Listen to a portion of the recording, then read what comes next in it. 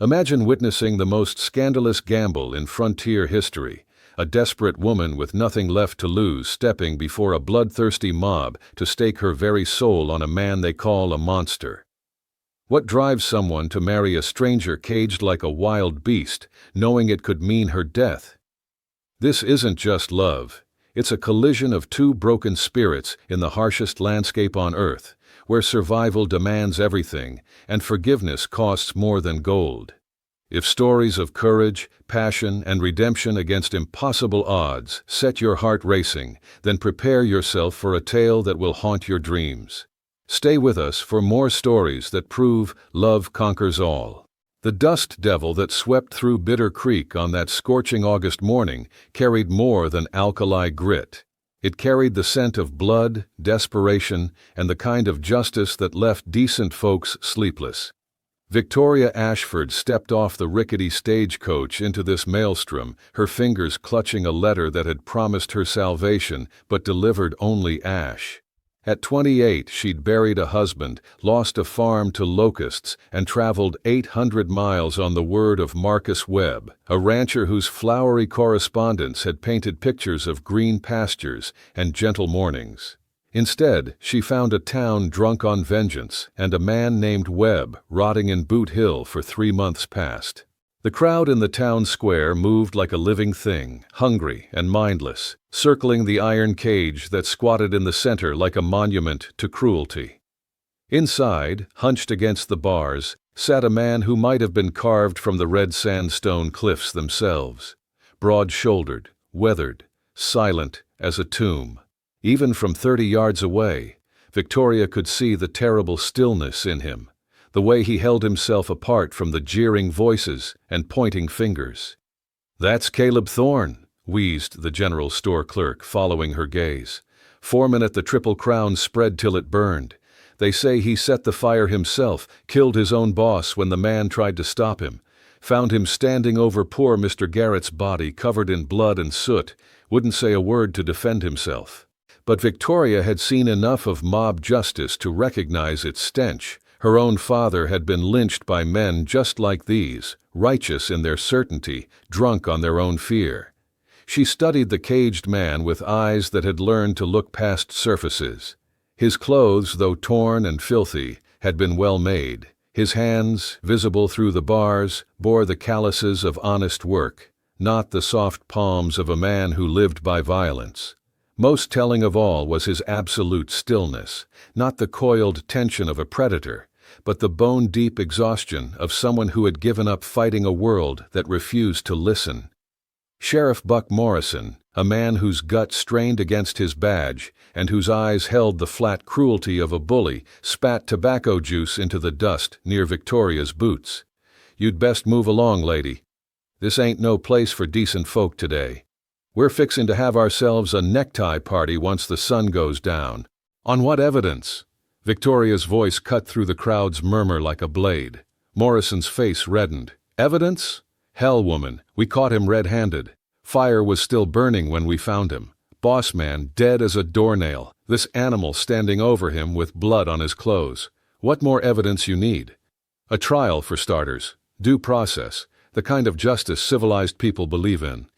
Victoria stepped closer to the cage, ignoring the hostile mutters from the crowd. "Has he been allowed to speak in his own defense?"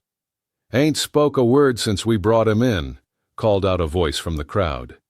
"Just sits there like a dumb animal. Guilty conscience, I say." Victoria looked into the cage, into eyes the color of storm clouds, and saw something that made her heart clench with recognition. Pain. Not the pain of a guilty man caught in his crimes, but the deeper ache of someone who had lost everything that mattered and no longer cared what happened to what remained. "What's your name?" she asked softly, her voice pitched to carry only to him. For a long moment, nothing. Then, barely audible, "Caleb. Caleb Thorne. Did you kill your employer, Mr. Thorne?" Another silence, stretching like a held breath. Then, with infinite weariness, "No, ma'am. I tried to save him." The crowd erupted in jeers and curses, but Victoria held his gaze, seeing truth in the desolation written across his features. She'd gambled everything once before on her ability to read a man's character. That time, she'd won a husband who loved her until consumption took him. This time the stakes were higher and the odds worse, but something in Caleb Thorne's broken dignity called to every instinct she possessed. "How long since you've eaten?" she asked. 3 days, maybe 4. They ain't exactly regular with the meals. Victoria's jaw tightened. She'd seen prisoners treated better in war camps. Turning to face the crowd, she reached into her reticule and withdrew the last thing of value she owned, her mother's wedding ring, a simple band of gold that caught the harsh sunlight like a promise. "I have a proposition," she announced, her voice carrying across the suddenly quiet square. "You claim this man is dangerous, that he needs watching until proper justice can be done. I offer to take that burden from you." She held up the ring so all could see. "I offer to marry him, right here and now, and take him away from your town. If he's truly the monster you claim, then my blood will be on my own head. But if he's innocent, if you're about to hang a man for the crime of being in the wrong place at the wrong time, then God help you all." The silence that followed was deafening. Then the crowd exploded into laughter, curses, and shouts of disbelief. "You've lost your mind, woman. That thing'll tear you apart. Let her have him, one less problem for us." But Sheriff Morrison wasn't laughing. "Now hold on there, lady. You can't just waltz into town and—" "Why not?" Victoria's voice rang with challenge. "You have a man in a cage with no trial date set, no lawyer to speak for him, no evidence beyond circumstance and suspicion. I'm offering to remove him from your jurisdiction permanently, unless you're afraid that without the bars between you and him, your story might not hold up to scrutiny." Through the chaos of voices, Victoria heard something that made her heart skip, a quiet voice from the cage. "Why?" She turned to meet Caleb's eyes again, seeing bewilderment there alongside the pain. "Because I know what it's like to lose everything and have no one believe your truth. Because I've seen what happens when fear drowns out justice, and because—" She paused, surprised by her own honesty. "Because something tells me you're worth saving." For the first time since she'd seen him, Caleb Thorne moved. He rose slowly, joints stiff from days of confinement, and approached the bars. Up close, she could see the bruises on his face, the split lip, the way he favored his left side. But his eyes held a spark of something she hadn't expected. Hope. "You don't know me," he said quietly. "Don't know what I've done, what I might do. I know you tried to save a man who trusted you. I know you've sat in this cage for days without raging or pleading or trying to escape. I know you have the hands of a working man and the eyes of someone who's suffered enough." She leaned closer to the bars.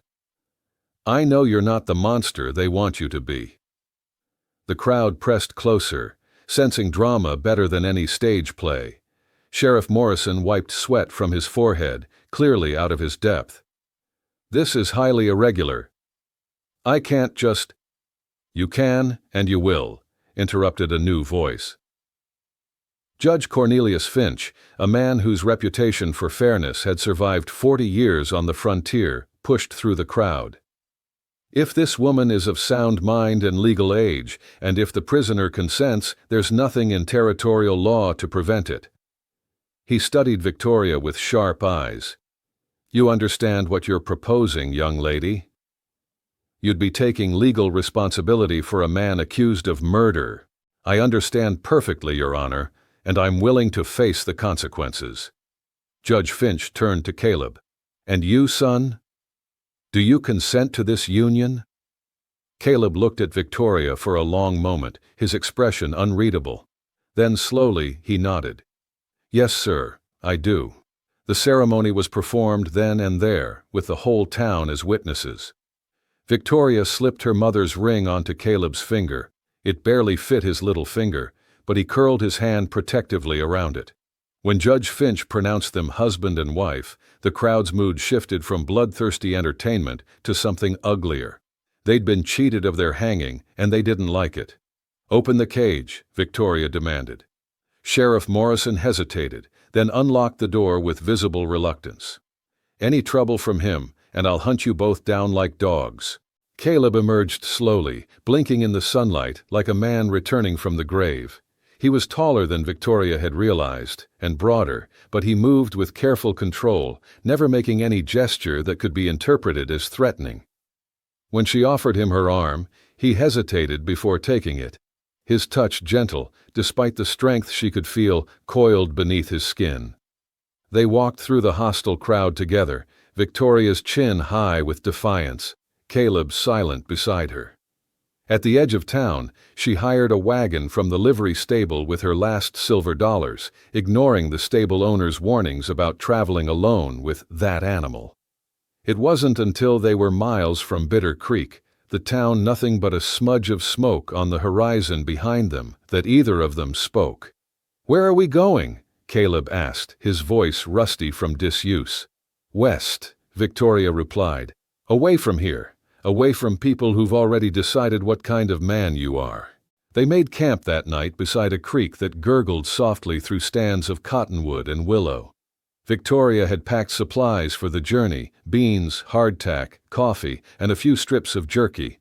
As she prepared their meager meal over a small fire, she was acutely aware of Caleb sitting apart from her, his back against a tree trunk, watching her every movement with those storm-colored eyes.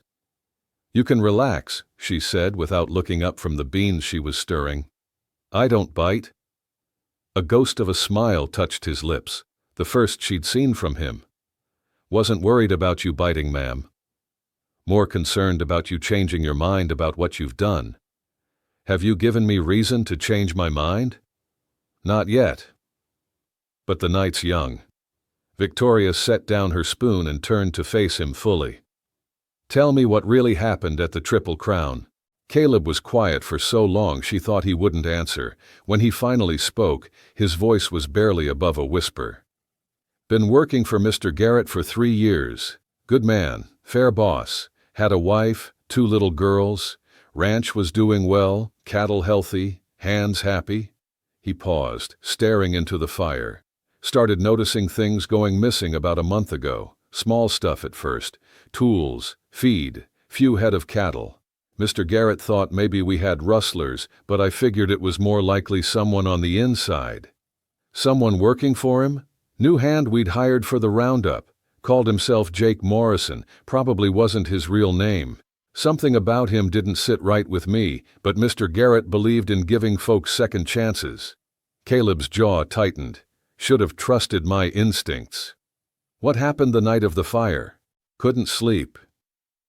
Something felt wrong. Got up to check the horses and saw smoke coming from the main house. By the time I got there, the whole backside was ablaze. Found Mr. Garrett in his study, already dead, bullet to the head. Mrs. Garrett and the girls were trapped upstairs." His voice broke slightly. "I tried to reach them, but the stairs were already gone. Tried going up from outside, but the heat." He looked down at his hands, and Victoria could see the fresh scars on his palms and forearms. "Morrison was waiting when I came back down. Had his gun drawn, told me I was going to take the blame for what he'd done. Said a drifter's word wouldn't stand against a respected hand's, and he was right." "But you fought him." "Had to. Couldn't let him get away with murdering a good family. We struggled, gun went off. Morrison got the worst of it, but he managed to get away before the sheriff arrived." Caleb looked up at her, his eyes filled with a pain so deep it took her breath away. "Sheriff found me holding Mrs. Garrett. I'd pulled her from the flames, but she was already gone. All of them were gone, and I couldn't save any of them." Victoria felt tears burning her eyes. "The blood on your clothes." "Theirs, not Morrison's. I held them while they died, tried to comfort them in their last moments. Wasn't much, but it was all I could do." He wiped his face with the back of his hand. "Sheriff took one look at the scene and decided I was guilty. Couldn't blame him, I suppose. Stranger in town, no family, no one to vouch for me. Easier to believe I'd gone mad and killed them all than to accept that evil had walked among them wearing a friendly face." The fire crackled between them, sparks rising into the star-filled sky. Victoria found herself studying this man she'd married on impulse and instinct, seeing not the dangerous killer the town had painted him as, but a broken soul carrying guilt that wasn't his to bear. "You blame yourself," she said softly. "Should have seen what Morrison was. Should have stopped him before he had the chance to hurt them. You couldn't have known. Could have. Should have." He leaned his head back against the tree, closing his eyes. "Been telling myself that for weeks now. Every night in that cage, I saw their faces. Heard Mrs. Garrett calling for her babies. If that sheriff hadn't locked me up, I probably would have put a bullet in my own head by now." Victoria moved closer, settling herself beside him, but not touching. "And now?" Caleb opened his eyes, looking at her with an expression she couldn't quite read. "Now I got a reason to keep breathing, at least for a while. Got a debt to pay to a woman foolish enough to risk her life for a stranger. It's not a debt, Caleb. It's a choice. Every day from here on out, we both get to choose what kind of people we want to be."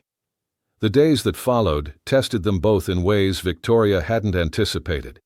They traveled through territory that was beautiful and hostile in equal measure.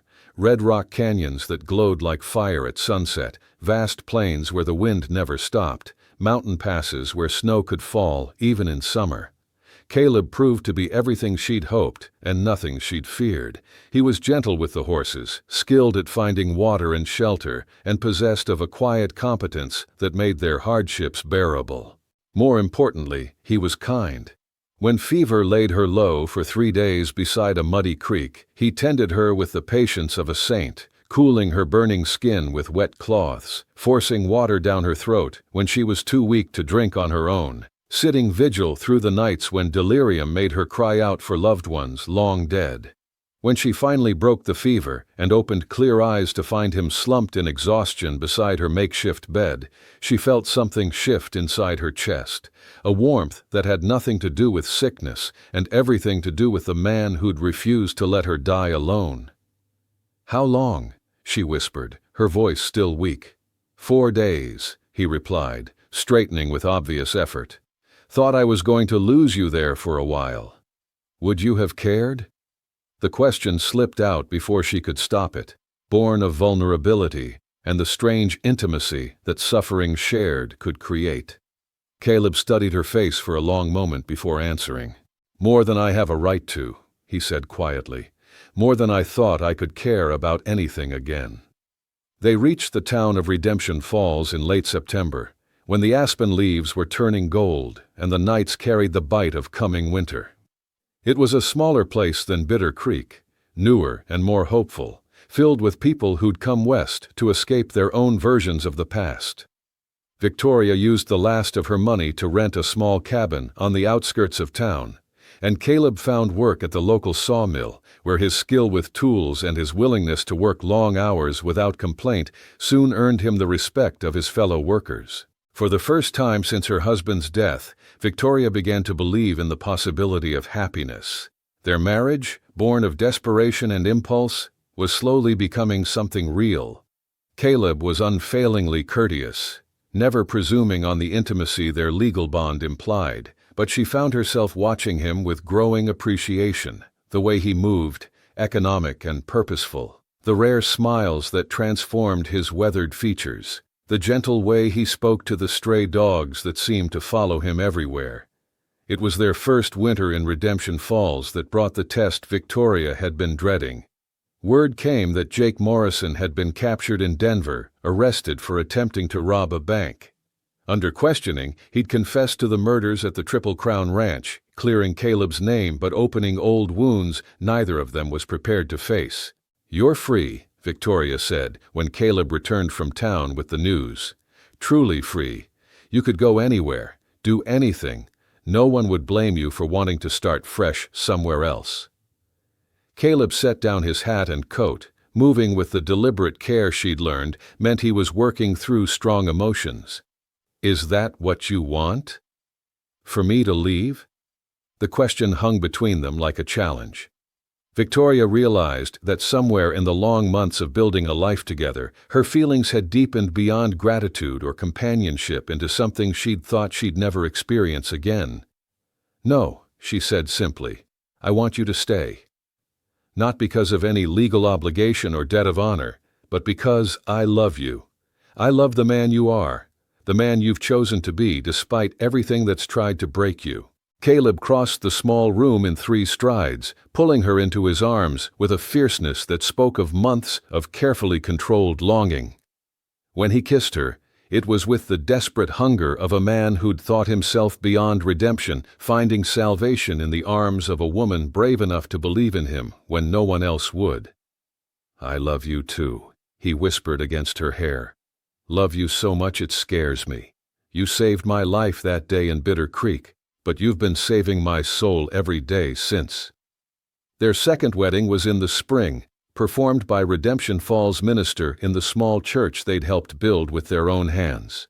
This time, Victoria wore white, and Caleb spoke his vows in a voice strong enough for everyone to hear. The townspeople who'd come to know them over the winter filled the pews, and when the minister pronounced them husband and wife, the celebration that followed lasted until dawn. Years later, when travelers asked about the couple who ran the prosperous ranch outside Redemption Falls, they'd hear the story of Victoria Ashford and Caleb Thorne, the mail-order bride who gambled everything on a man the world had condemned, and the accused killer who proved that love could indeed conquer all. Their ranch became a haven for strays and outcasts, a place where second chances were always available to those brave enough to take them. But Victoria's favorite part of their legend was simpler than all the rest. It was the look that still passed between them across a crowded room, the same recognition that had sparked that first day in Bitter Creek. 2 broken souls who'd found wholeness in each other, proving that sometimes the greatest love stories begin with the smallest acts of faith.